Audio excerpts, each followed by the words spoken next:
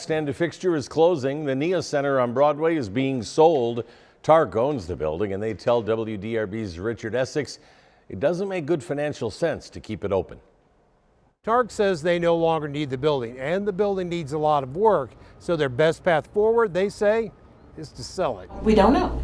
I mean, that's just it. We don't know. I was just talking to Jada a few minutes ago, saying that we would probably have to do maybe work from home, which is becoming acceptable now. However, we work with kids.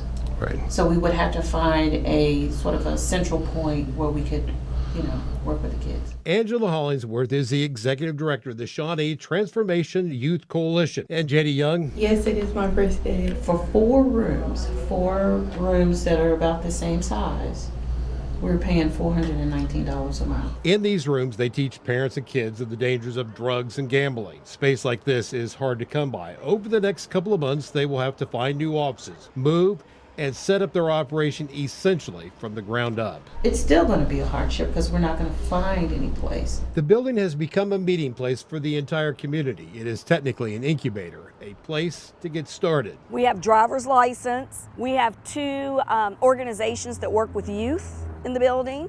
So youth are able to come here if they want to get away from violence. If youth just want to congregate together, fellowship together, do projects together, there's another nonprofit that does that. There's mental health services.